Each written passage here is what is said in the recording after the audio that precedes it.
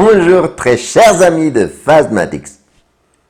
Aujourd'hui, on va étudier un cas de factorisation aussi simple.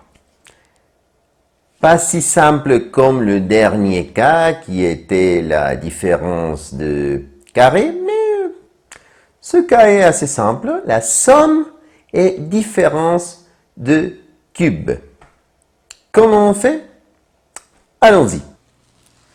Tout d'abord, comme dans n'importe quel cas de factorisation, il faut compter les termes.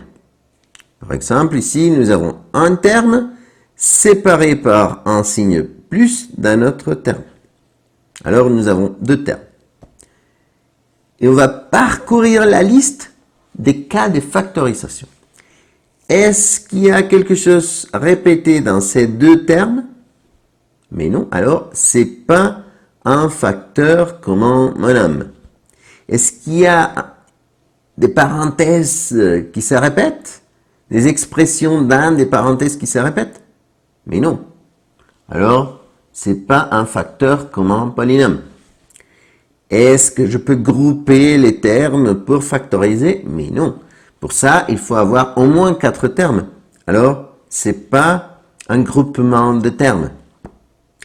Ensuite, est-ce que j'ai 3 termes pour que ça soit un trinôme? Mais non. Alors, je ne peux pas factoriser comme un trinôme. Est-ce que les deux termes ont des racines carrées? Il y a un signe négatif entre eux? Mais non.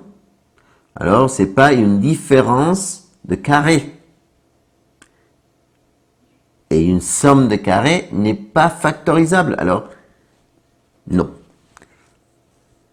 Est-ce que les deux ont des racines cubes? Oui. Peu importe si nous avons un signe positif ou un signe négatif, parce que ici c'est écrit somme et différence de cubes. La même façon de faire pour une somme ou pour une différence, très facile, on va voir. Tout d'abord, il faut obtenir les racines cubes de deux termes. Alors, racine cube de t puissance 3, c'est t, puissance 1, plus racine cube de 1, c'est 1 parce que 1 fois 1 fois 1 va nous donner 1. Alors, très facile. Racine cube ici, et on copie le signe.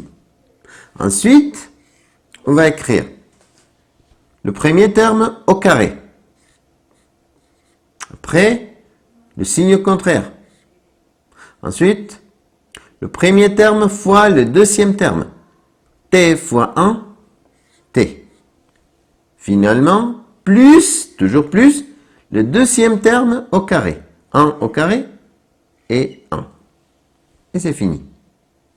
Très, très facile, mais il faut mémoriser, apprendre par cœur la règle. Ici, pareil. Est-ce que nous avons combien de termes? Bon, tout d'abord, il faut compter les termes. J'ai un terme séparé par un signe négatif d'un autre terme. Bien. Alors, est-ce qu'il y a quelque chose qui se répète dans les deux termes? Mais non. Ici, j'ai x, ici, j'ai z. Alors, c'est pas facteur commun monome. Est-ce que j'ai des parenthèses qui se répètent? Des polynômes qui se répètent? Mais non. Alors, c'est pas un facteur commun polynôme. Est-ce que je peux grouper pour factoriser? Mais non. Pour ça, je dois avoir au moins 4 termes. Est-ce que j'ai 3 termes? Mais non. Alors, c'est pas un trinôme.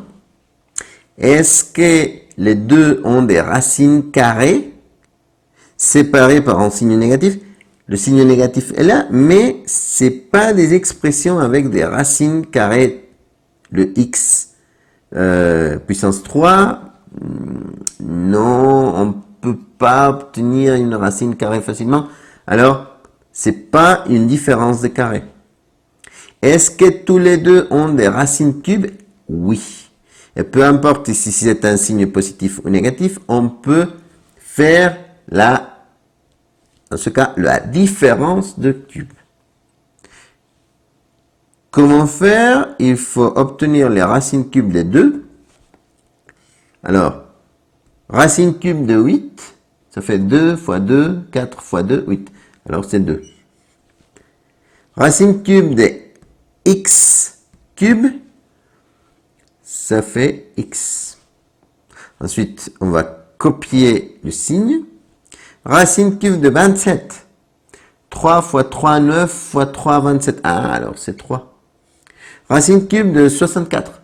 4 fois 4, 16 fois 4, 64. Ah, alors c'est 4. Racine cube de z puissance 6. Z, et comment savoir? Si c'est racine cube, on va diviser les exposants par 3. Si c'est racine carrée, on va diviser les exposants par 2. Alors ici, 6 divisé par 3, 2. Ensuite, on va écrire le premier au carré, le premier terme au carré. Après, le signe contraire.